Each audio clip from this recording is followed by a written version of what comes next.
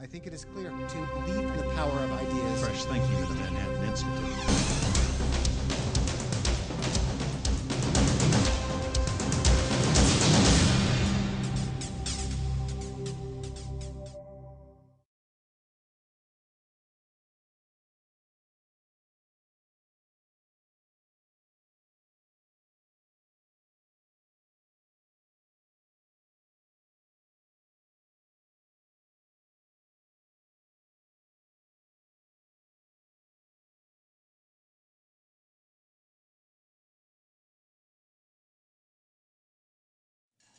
Good evening. I'm Howard Husock, Vice President for Policy Research at the Manhattan Institute, and it's my privilege to welcome you to tonight's discussion, What the Obamacare Decision Means, an analysis of today's landmark Supreme Court ruling regarding what is formerly known as the Patient Protection and Affordable Care Act.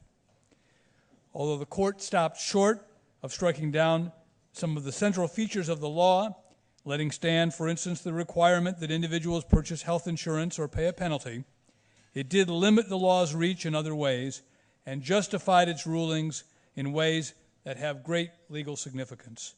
Tonight, we will analyze that ruling, discuss its implications, both for the U.S. healthcare system and for the legal system.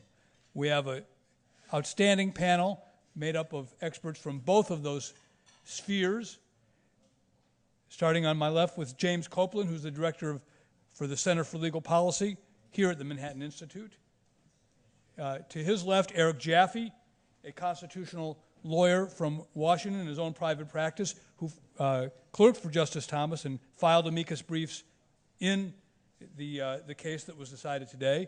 To his left, Avik Roy, also a senior fellow at the Manhattan Institute and a founder of Roy Healthcare Research, columnist for Forbes magazine. And then to his left, Paul Howard, who is the director of our Center for Medical Progress and the editor of our website, Medical Progress Today. I'd like to split this into two sections, if I might, before we bring you, the audience, in, the legal portion and the healthcare policy and implementation of the law portion. And I'm now going to introduce myself. I'm going to go down to this right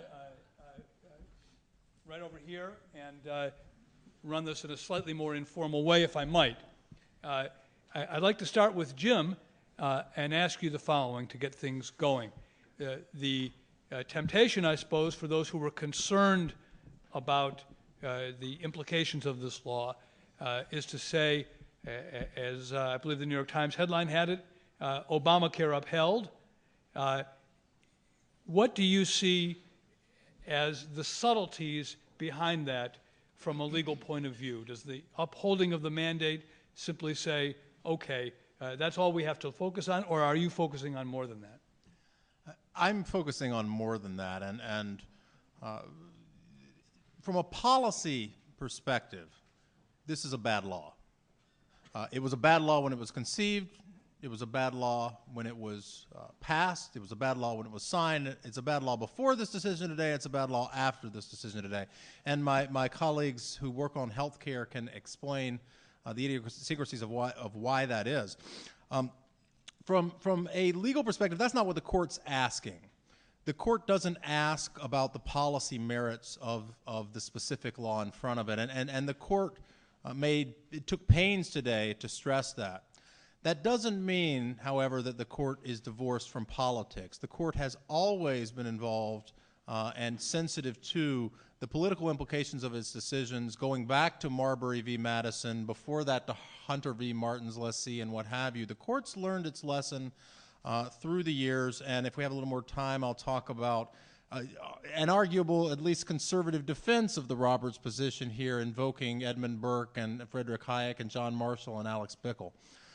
In terms of the decision itself, forgetting the fact that this bad policy survives, the Chief Justice, while giving the left and the president and the proponents of this bill what they wanted on the merits of the claim, sketched out at least three significant conservative rules of law of constitutional jurisprudence that I think will serve the court well and will serve those worried about federalism and limited federal powers well in the future. The first being the interpretation of the Commerce Clause, where the court, a majority of the court rejected the administration's claim and the dominant claim in this case that the mandate to buy health insurance as an individual was an acceptable use under the Constitution of Congress's power to regulate commerce among the several states. Secondly, the necessary and proper clause of the Constitution was deemed insufficient to reach that outcome, and Eric, who actually briefed that issue, is more qualified than I to talk about it at length. And then thirdly, and I think most remarkably here, the court for the first time really limited the tax and spending clause of the Constitution by effectively stating that Congress could not hold states captive with the Medicare provision, the Medicaid provision, excuse me, and say that you're going to lose the entirety of all your Medicaid funding from the federal government if you don't do what we want in implementing this law. This was something that was left out there as an option in the transportation context in a 1987 case called South Dakota v. Dole, that being Liddy Dole, the Reagan Secretary of Treasury at the time, but it's Transportation Secretary, excuse me, at the time, but it was never expressly embraced. There was never a line that was drawn by the Supreme Court or the lower courts, and a lot of us watching this, including my colleague, MI visiting scholar Richard Epstein in the Wall Street Journal, said, well, if not now, then when? This was poo-pooed on the left. None of the lower courts embraced this theory, and yet the court embraced it and actually did draw a line. It's not clear where the line is, but it did draw a line saying now, and I think that's significant. And what you mean by that is that you're referring to the fact that states cannot be penalized if they choose not to participate in the great expansion of Medicaid that is at the heart of the Obamacare law, right? Unfortunately, that's not what the court said. Okay. Unfortunately, 4 out of the 4 dissenting justices, the Republican appointees other than John Roberts, took that posture and said, we're going to toss the entirety of this provision. But the court actually said, well, they can't do this. And 7 justices actually bought onto the concept they can't do this, including Democratic appointees, Elena Kagan, an Obama appointee, and Stephen Breyer, a Clinton appointee, said you can't hold all of Medicaid funding hostage in trying to do this Medicaid expansion and twist the state's arms that way. But in terms of remedy, all they said was, well, you can, though, under the existing precedent, I think this does follow from the South Dakota v. Dole decision probably, you can say, well, this new money that we're throwing out here, right, you won't get if you don't do what we want in this law. And so that's really what the remedy was. But you can't use the old money. But you can't use the old money, which is of course, yeah, which of course for Medicaid is an enormous chunk of state budgets. And so it does, at least in principle, give states the ability to opt out of this law. Whether they really will or not in the long run, it's debatable. But you could certainly see a few states taking that tack, at least initially. And we'll talk about that with Avik and Paul, who are both focused on Medicaid. But Eric, so Jim is essentially saying, take some consolation, if you will, in the limitation on the Commerce Clause, the use of the Commerce Clause that's been embraced here. As someone who actually filed an amicus brief regarding the mandate, do you take that consolation? I take a little bit of consolation in it, in the same way that I took a little bit of consolation in Lopez, which was only a little step forward that ultimately sort of died on the vine over the years. Talk about what Lopez is. For the so Lopez was the guns near school zone case where they said guns near schools don't involve commerce, so you can't have a federal law prohibiting it. But mostly what Lopez really said is your findings were really weak. And so go back and make better findings, and maybe we'll think about it. Or at least make a finding that the guns that are near the schools at some point in their existence passed in commerce or across state lines, and then you can do what you want. It didn't amount to very much at a practical level, but it was at least a harbinger of some concern for the federalism aspects of the Commerce Clause and for the limitation of powers aspects of the Commerce Clause. And I view this in much the same way. It's a positive harbinger. Whether it plays out over the next half a dozen cases remains to be seen. There are plenty of opportunities to chicken out. And that we'll have to wait and see what happens in the next dozen cases. One of the things that I'm sort of mixed feelings about is that while I agree with the Commerce Clause result, I agree with the necessary and proper clause result, and I sort of agree with... Talk about what the necessary and proper clause... So the necessary and proper, there were two aspects of arguments to uphold the individual mandate. One is that it regulated commerce because it controlled the way you chose to pay for future medical care, whether by self-insurance or by other insurance, and so that it was itself a direct regulation of commerce. The court rejected that, and I think rightly so. The other argument was that it was necessary and proper to effectuate a secondary regulation of commerce, the regulation of insurance companies, the requirement that they have that they don't have pre-existing condition limits and that they use community ratings. And they said the individual mandate is necessary to stop those two requirements from blowing up in everyone's faces. Right. And once again, I thought that was a bad argument. I thought the court rightly rejected it, or at least 5 members of the court. I guess it's hard to say whether it was the court as a court. But they did it for the wrong reasons in both instances. They did it for reasons that I'm not sure will ultimately play out well or coherently, or that they'll be able to defend in a reasonable way. So I'm pleased that they were moving in the right direction, because so much of Commerce Clause law is incoherent, and this is a step in the right direction. It's just not clear that it's a step towards coherency as opposed to a step towards better results that would result if you had a coherent policy. So at least it's coming to the right answer, but for at least reasons that I don't think are horribly defensible. So you must have been somewhat surprised for the mandate to be upheld for reasons that the government wasn't arguing. Oh, no. I thought the government certainly argued that it was a tax. There's no question they argued it was a tax. I didn't think it was a good argument. I was a little surprised by it. And I particularly thought the notion that it's not a tax for the injunction, but it is a tax for this was a bad ploy, but lo and behold, it worked. So I guess I'm wrong. And they're right, because it worked. Right? I had heard somebody else make a better justification. They could have written a better opinion that said, it's a tax for all purposes, but you waive the Anti-Injunction Act. That would have been coherent. I'm not, this is harder to swallow. The Anti-Injunction Act requires that you can't challenge it until it takes effect. Yes, that's right. So they said, no, you can challenge it now even though it's a tax in real life, because it's not a tax for the purposes of the Anti-Injunction Act. And, it all sort of hangs together by precedent. You can make a case for it. I'm not saying it's the craziest thing I've ever read, but it's just incredibly unsatisfying intellectually. And there were better ways to get there, I suspect. And so that sort of was my reaction to the entire majority. Let me press you then. You said they've laid down a marker on the Commerce Clause on what you might be saying is the over-broad interpretation of the Commerce Clause. And can you give us, and they're going to have many opportunities to be tested on that. So give us some examples. Where could you see this potentially not requiring the eating of broccoli in the future?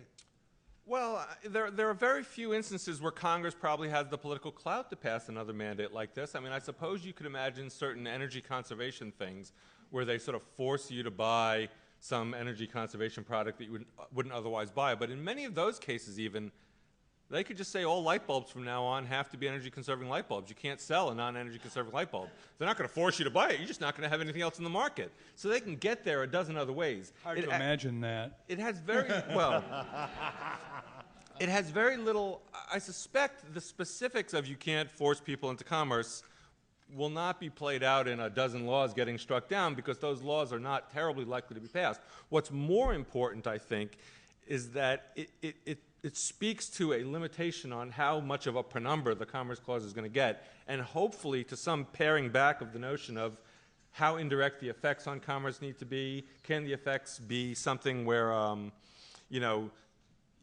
where it's closer to the inaction-action line, maybe they'll lean a little bit more towards saying that looks more like inaction, even if there's a good argument the other way. It's hard to say. The principle appeals more to you than potential applications that you can imagine. I don't see a lot of significant applications other than, at some point the government can get ridiculous and decide they're going to sort of get a command economy and control our lives.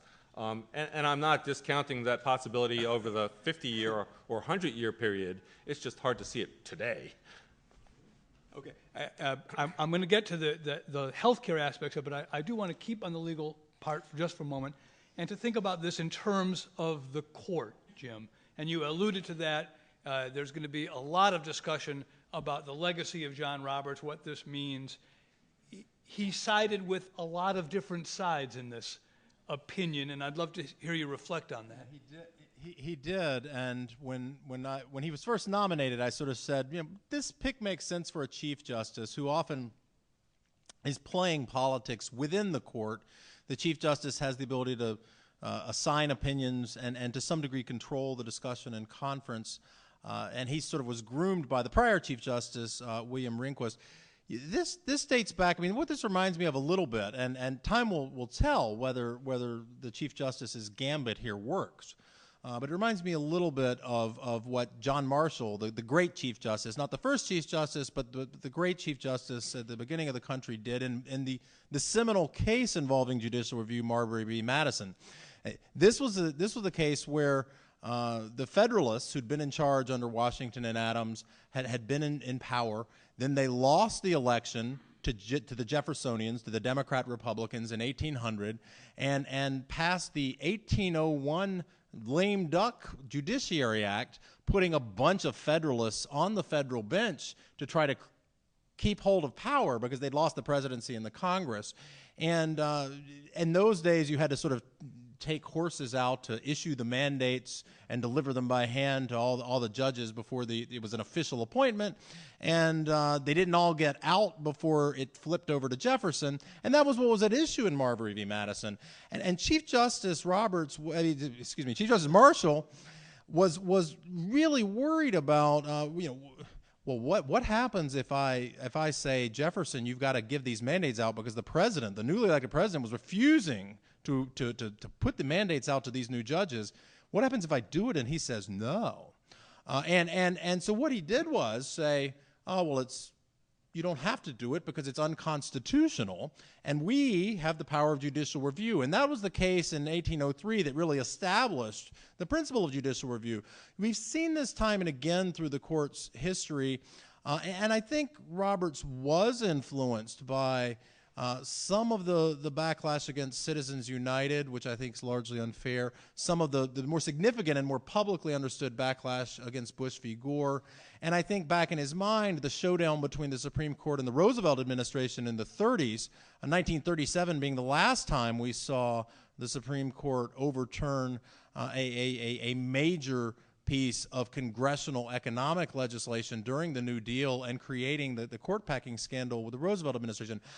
I think Roberts was very conscious of this, and I think was very consciously, and perhaps late in the game, given the writings of the opinions, trying to develop different majorities on the court, pulling a couple of Democrat appointees in on one of the provisions, siding with the liberals on the definitive holding on the mandate, but with the conservatives on the rule under the Commerce Clause, and really trying to fashion an opinion here that maintained the institutional integrity of the court, but set out some conservative principles and some boundaries and some guidelines of law that if the court gets a couple more like-minded people on it in the next several years or the next decade or two, the court can use this as a stepping stone to clawing back gradually and slowly against the sort of sweeping interpretation of federal power that basically has been the law since 1937, at least for economic regulation. This is the sort of gradualist approach that Burke and Hayek and Alex Bickel, a conservative sort of constitutional legal scholar, have embraced. And so I don't think it's implausible. Whether it works or not, of course, is an open question. So you buy that, Eric? This is John Roberts' statecraft, and he's defending the legitimacy of the court in ways that will set the table for important decisions to come. I want to buy it. I really do. I'm attracted to it as a theory, and I even am slightly persuaded. There's something in me that says at the end of the day, he's also a creature of the executive branch for a very long time, and many conservatives still believe in significant federal power, and at the end of the day, it's the libertarians on the court and some of the states' rights folks that want to pare some of that back, but I'm not sure it's all conservatives, and he may be a conservative of that stripe who does care about the Constitution but is not going to unwind the last 100 years and pare the federal government back. So I'm torn between those two inclinations on what's going on here. I think it is certainly true that John Roberts has shown he's willing to overrule bad precedents when the time is right and they're particularly horrible. Here he has shown he's willing to take what is a reasonably good step in terms of staking ground on the Commerce Clause, even though it had no impact on the case ultimately. And so your theory, I think, like I said, it's very attractive, and it might even be right. It's too soon to tell. And he holds his cards well to his chest, at least so far. I think he's a smart guy. I think he is playing the long game. I just wish I knew what his end game was. I know he's playing a long game. I just don't know which long game. Okay. All right, now let's turn to the effects of this law itself, because this law is now upheld, right? Justice Kennedy said strike down the whole law. That didn't happen. It's going to be affecting 17% of the American economy or more. I don't know how you count this. But there was an important part of the decision that limited potentially limited the expansion of Medicaid. You've written very critically of the health effects of Medicaid program. Does this give you some reason to cheer? Well, my advice to the audience, excuse me, Howard, my advice to the audience in terms of the policy implications of this law is to start drinking. Before it's banned, is that it? Only soda pop is banned. I think Scotch is still legal. I'd like to start actually by quoting one knowledgeable commentator who, in advance of today's ruling, said this about the idea that the individual mandate was a tax. The individual mandate is absolutely not a tax increase. You can't just make up that language and decide that's called a tax increase. That was President Obama in 2009 in an interview with George Stephanopoulos. There's two important things to understand about today's decision in terms of the policy aspect, how it's going to affect healthcare in this country, how it's going to affect your healthcare in this country. The first is obviously the individual mandate, and the second is what Howard alluded to, which is what the Supreme Court decided about Medicaid. Let's start with actually the individual mandate. So the reason why the individual mandate is part of Obamacare is for a simple reason. The law tries to subsidize insurance for some people. By doing so, it makes insurance more expensive for people who are healthier and younger. It subsidizes insurance for the older and the sick, people with so-called pre-existing conditions. But by doing so, there's no such thing as a free lunch. The only way you can make insurance cheaper for those people is by making it more expensive for people who are younger and healthier. So today, in states like New York, where this kind of policy already existed prior to Obamacare, insurance is incredibly expensive for young people. So the average 19-year-old probably spends, on average, maybe $500 a year on health care, if that. But the law, Obamacare and the New York State law, prior law, requires that individual to spend several $1,000s a year to buy health insurance, so that someone who's, say, 62 can have slightly less expensive health insurance. That dynamic, of course, creates a system where young people say, you know what, why should I spend several $1,000s a year on health insurance when I may be making $25,000, $30,000 a year? I have better ways to spend my money on pizza and beer, perhaps, or video games or whatever, but people aren't going to spend $3,000 a year if they're 19 years old on health care.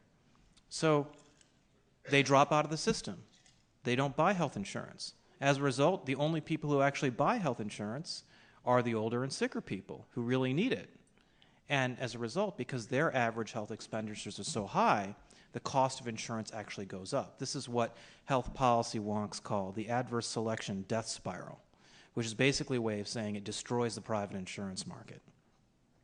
So the whole reason why Obamacare included an individual mandate is to force these younger and healthy people to buy health insurance, effectively to cross-subsidize, or to their wealth or what a lack of it is being redistributed to the older and sicker people who are going to enjoy slightly less expensive health insurance because of this law. So for the average 19-year-old or 24-year-old, they're going to pay basically double or triple what it would normally cost them to have health insurance, so that a 55-year-old might pay 10% less. That's why the individual mandate's in the law, because otherwise the private insurance market would blow up. But what the Supreme Court pointed out, or at least Chief Justice Roberts in his opinion, his very creative opinion I might add, is that the individual mandate contained in Obamacare is weak. It's the maximum fine is $695 or 2% of your adjusted gross income, which for a young person is a lot less than what they'd be forced to pay for health insurance. And now, if you're 19 years old and you get into a drunk driving accident, you can get health insurance the next day, and it's no problem because your insurers are forced to provide that insurance to you because you now have a pre-existing condition. So what young person is going to pay for health insurance that costs him $3,000 a year when he can instead pay a tax, not a fine, and instead get cheap insurance later? So the point I'm trying to make is that despite the fact that there is this tax, penalty, requirement, whatever you want to call it, it's actually a weak tax, a weak penalty. It's not the IRS collects the money, but they can only collect it from your tax refund. So if you have no tax liability, they can't assess the mandate. They can't actually issue a lien against your existing income. That's actually specified in the law. So the only way that the IRS can actually collect the fine, penalty, tax, whatever you want to call it, is if you actually have a tax return and they just take $695 out of your tax return. Well, Avik, let me just jump in at that point. So doesn't the combination of the fact that there is a relatively weak penalty, if we can call it that using common speech, right, and the fact that states are somewhat less incentivized to include a lot more people in the Medicaid program, which was the big bump that Obamacare was, doesn't this really mean that this is no longer a universal health insurance law? Well, this is, I think, one of the interesting things that I've written a lot about that I think, again, because we've been focused on the constitutional element, we haven't focused as much on the policy element, and that's kind of the point I'm getting to, Howard, is that this mandate is weak. And because the mandate is weak, a lot of young and healthy people are still going to be incentivized to stay out of the system, to stay uninsured. And what that's going to do is it's going to drive up the cost of health insurance dramatically, because Obamacare forces all insurers to do things in terms of what they cover, in terms of the way the plans are financially structured, that makes those plans much more expensive. Imagine if you were required to go to restaurants to eat all your food instead of being able to cook at home. Would that make your food expenditures go down or up? If you went to a restaurant and you were forced, and every restaurant was forced to serve organic vegetables, we may all think it's great that organic vegetables are on the menu. I love to go to the Union Square Green Market myself, but it makes restaurant food more expensive, right? And we'd see that at the end of the day. And that's what's going to happen to health insurance. Health insurance is being larded up with a lot of things that the government decides that you need in your health insurance plans. And these health insurance plans are going to be much more costly than what you could buy, say, if you had a health savings account, catastrophic plan, and some of the things that I think a lot of us free market types would prefer. The point of all this is that the weak mandate, combined with all the regulatory architecture of Obamacare that's now preserved intact, will massively drive up the cost of insurance, especially for younger and healthier people, but also for older and sicker people, because those younger and healthy people are going to drop out of the system, mandate or not. The second point I'll touch on briefly and then pass it on to Howard, or to Paul, is this issue of the Medicaid rollback, partial rollback, where very importantly, the Supreme Court stated that states could opt out of the Medicaid expansion because the Medicaid expansion was seen as coercive toward the states. Well, this is interesting for a number of reasons, but most importantly because it may have a significant impact on the budget deficit. There are two principal ways in which Obamacare expands coverage for the uninsured. One is by expanding Medicaid. Expands Medicaid to cover another 17 to 20 million people, depending on whose projections you believe. 17 to 20 million into Medicaid. 17 to 20 million. On top of that, there are these subsidized exchanges that every state is supposed to set up that will provide government-approved private insurance, which will be of a higher quality than Medicaid, to the point that Howard was alluding to earlier. Medicaid is actually really terrible insurance that in many cases has worse health outcomes than people who have no insurance at all, because it pays doctors so little that many doctors don't take Medicaid. So if you broke your arm or you have an asthma attack and you're on Medicaid, you can't find a doctor who will see you because the Medicaid program doesn't pay the doctor enough to see you. So, but the point here is that states now have the ability, because of these technical elements of the way the Medicaid expansion and the exchange, this new entitlement with the exchanges overlap. States like New York, which have very generous Medicaid programs, can pare back their Medicaid programs because they pay some of the costs for that. And instead, let those people go on the exchanges, which are completely federally funded and at a much higher level per capita, per person, than the Medicaid plan. Every state that is in the New York type situation, New Jersey, Connecticut, are both also in that situation. A number of major, large wealthy states are in this situation that have extensive Medicaid programs. They're going to do this. And that increased cost that comes from putting those people on the exchange versus putting them on Medicaid is going to increase the amount of spending dramatically in the law. And I know, actually, I talked to some people on Capitol Hill today. The Congressional Budget Office is crunching some numbers on that. I'm not sure if they're going to crunch the numbers the right way. What I've been told is that the CBO continues to assume that all states will participate in Obamacare as it was originally written.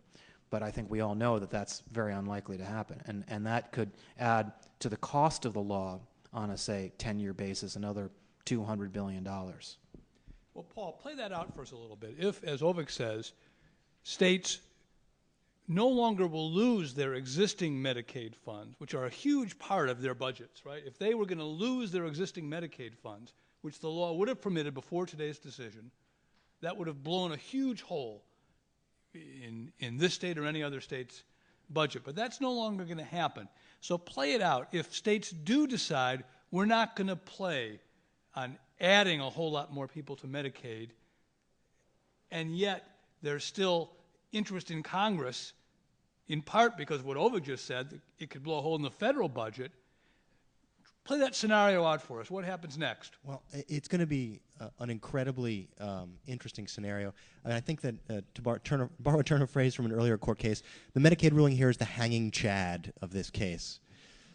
Because Avik's absolutely right. So at least some people under the law, at least from my reading, say for instance you're a legal immigrant and you make a little more than 100%, 125% of federal poverty level, normally you would be eligible for Medicaid. But if there's no Medicaid available to you, you're also, as a legal immigrant, eligible for exchange subsidies on the exchange.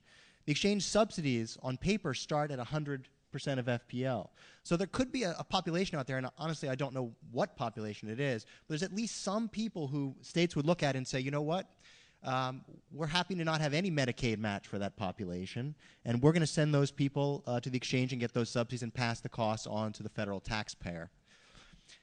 Medicaid, as we started talking about earlier, is the second largest item on most state budgets behind education. And states, red and blue alike, are tremendously concerned about Medicaid costs. They've approached CMS now, and in past years, New York State is one of them. I'm sorry, the Center for Medicare and Medicaid Services. They've approached the federal government. New York has approached the federal government and said, we want a very big waiver from you to radically change how we administer the program, and we're going to share that savings with you. In New York, the state is saying, we think we can save $17 billion over 5 years if you give us this waiver, and we'll give us 10, you can keep 7. So I think states would look at this as an opportunity to bring some leverage to the table with the federal government and say, what is our option here? We can send people to the exchanges, and it's going to be an extraordinarily expensive picture for federal taxpayers, or we can talk about you giving us much more flexibility for the Medicaid program, perhaps in some kind of block grant arrangement. Let us change coverage, let us change copays, let us experiment with different forms of coverage. I think that's going to be a little bit of a game of chicken, depending on how those cards play out.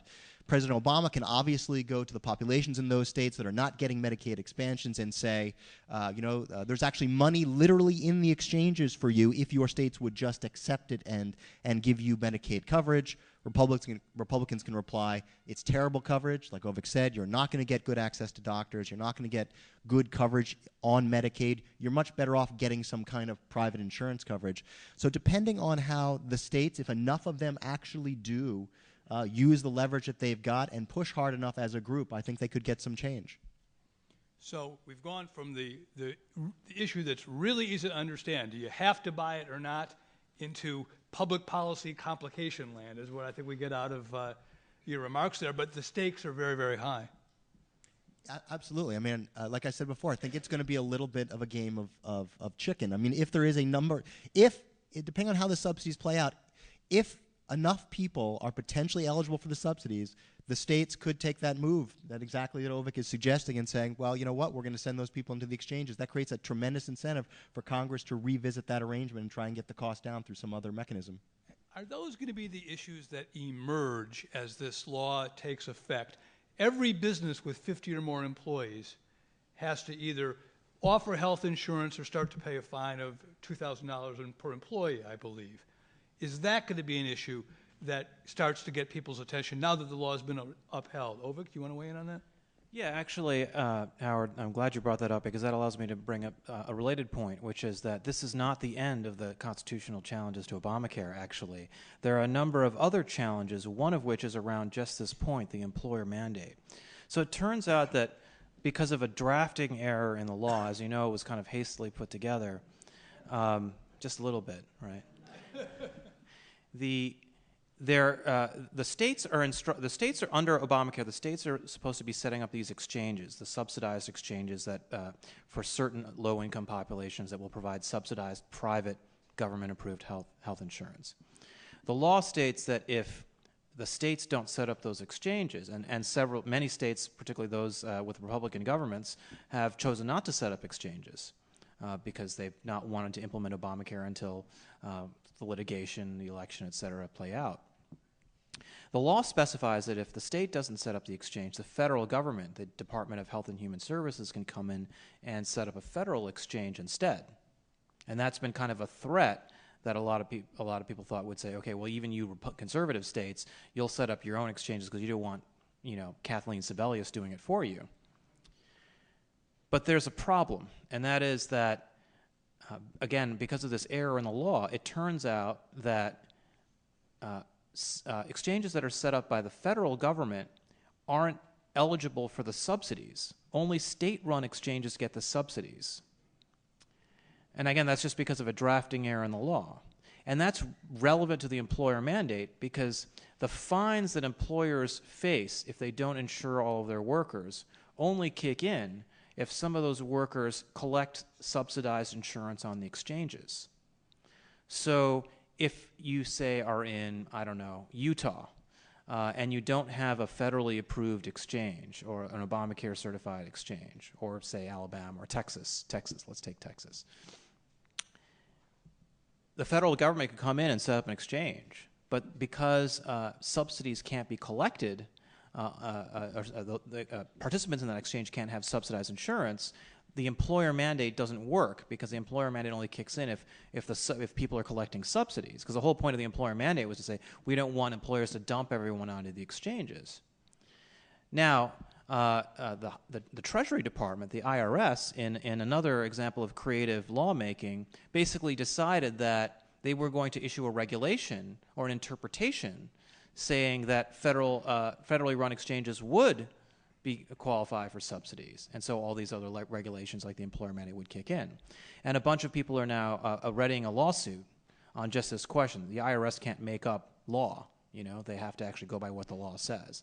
So that's one of the things that's being challenged that will come up, I think, once the dust settles on this current ruling. Right, and of course, a lot of economists, like the Manhattan Institute's Diana Furchtgott-Roth has written that there could be employment effects. If you have 49 employees, you might not want to hire number 50 if it's going to cost you $2,000 per every one. We see this in Europe quite a bit. What you bring up, Avik, is implicitly this question of we're hearing House Majority Leader Eric Cantor has scheduled a vote the week of July 9th for the House to vote to repeal this whole law.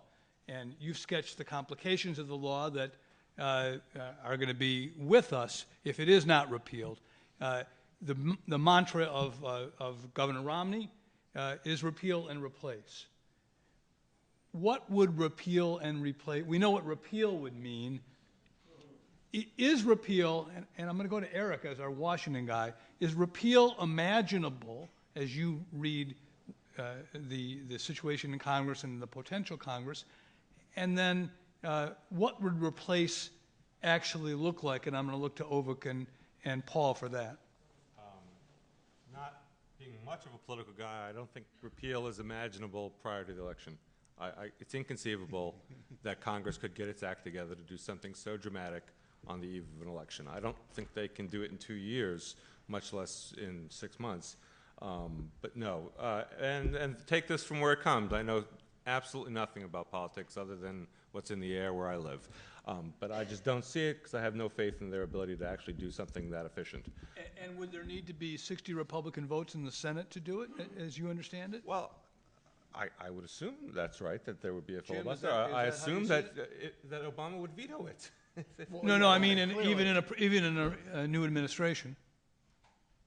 I mean, I think under a new administration, assuming you had a majority or split Senate,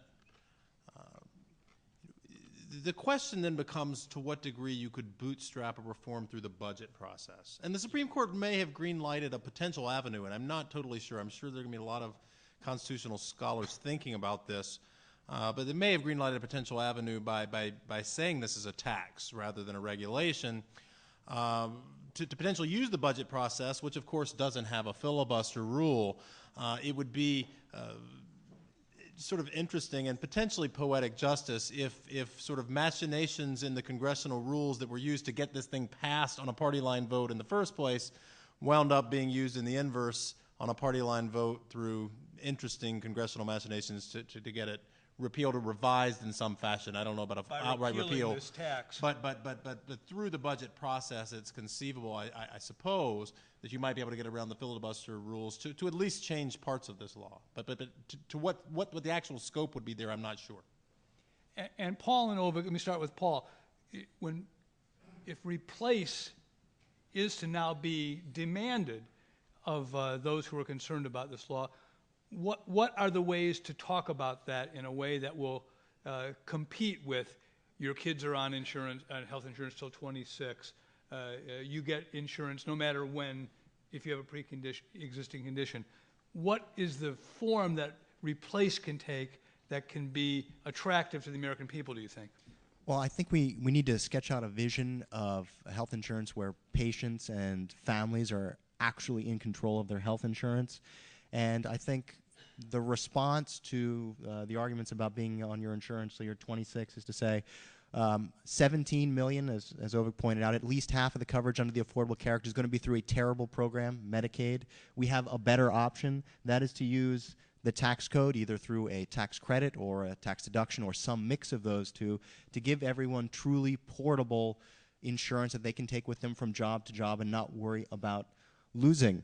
And you can give people incentives to keep and hold that insurance by saying you may, when you buy insurance, you might be risk rated once. So your employer would say when you're young and healthy, or I'm sorry, the insurer would say when you're young and healthy, if you buy insurance and you keep that insurance throughout your life, even if it has different companies, you don't have to worry about cancer or diabetes driving up the costs of coverage. And in a market where individuals are choosing among truly competing insurers, not in one market where the government is going to tell insurers all of the products and services that it has to cover, and the only difference is your copay or your premium, then you can really see providers and insurers competing to bring more quality to the system and bring true efficiency to the system.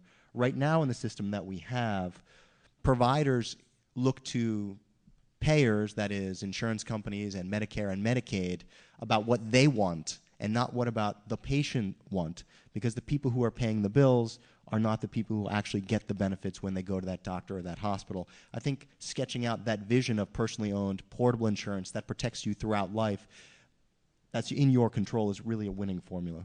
And Avik, your vision of replace.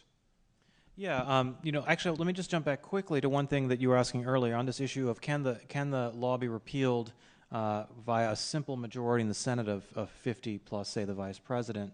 It can be. I've studied this issue actually quite closely, and if you're in the Senate and you're working on a provision that involves anything that's germane to the budget, then it can be passed via the reconciliation process, and that only requires 50 votes plus the vice president or 51 votes in the Senate. So if you can get 51 votes in the Senate, you can repeal it. You don't need 60 votes. You don't need a filibuster-proof majority to repeal the law. On this question of how do you replace, and I guess Paul and I should disclose that we are advisors to the Romney campaign on just this question. I'd say that Paul hit it on the head that the central theme in every aspect of healthcare is give individuals more control over their own health dollars. If there's one thing that is true of the American healthcare system that's really, really bad, it's that people don't control their own health dollars. If you're in the private employer-sponsored market, some HR official at your employer is deciding what your health insurance plan is. If you're on Medicaid, if you're on Medicare, the government's deciding. For the most part, with some exceptions. So that's the key. If you give people the choice of the insurance plan that they want, they'll naturally choose plans that are more cost efficient, that are better value. It's again, the analogy I like to give is it's the difference between a cash bar and an open bar. When you go to the cash bar, maybe you'll think about getting the house wine or the house beer or whatever, but if it's an open bar, you're going for the single malt scotch or the 2005 Bordeaux or whatever your tastes are. So, and healthcare is like that. Healthcare in America is like the open bar. It's not like the cash bar, and you can understand why it's getting increasingly expensive. And I think one thing that conservatives in general conservatives made a strategic mistake in 1993 and 1994 when Hillary Care went down. I think we sort of thought, well, the American healthcare system is great. We don't need to do anything about it, and the liberals will never dare try this again because they know they'll get killed at the election in the voting box. But actually, there are a lot of things wrong with our healthcare system. Healthcare is 1/2 of federal spending, and it's we spend more per capita on healthcare in terms of government spending than all but 2 other countries in the world, more than France, more than Britain, more than Germany, all these socialist utopias that we don't like to, we say unkind things about. We spend more on healthcare per person than they do as a government, let alone what we do with the private sector. So there's desperate need for reform, and I think it's really important that conservatives, particularly those who care about the size of government spending, the growth in government spending is entirely healthcare spending, and we've, as a community, have to invest a lot more intellectual capital into thinking about how to reform healthcare. I'd like to bring you in now. Questions for any and all on the panel. Gene Epstein from Barron's is here. Wait for the microphone. Here it is, Gene. Could we get back into the weeds a moment with some of the things you were saying, Avik? You said that somebody's 28, 27, thinks he's going to live forever, never had an unhealthy day, isn't too interested. So you said that he might pay taxes, but that the only way he can get, 2% of his income or $695 extracted from him is even if he pays taxes, he has to have an over-withholding? Is that one thing you said? And then the second related point is, are you saying that he will know that it's 2% or $695 or $3,000, and so to belong, and then he will also know that if he pays the $695 or the 2%, worst case, he'll get health insurance anyway because there's no penalty against pre-existing condition. So one would think that that's kind of a no-brainer that most people.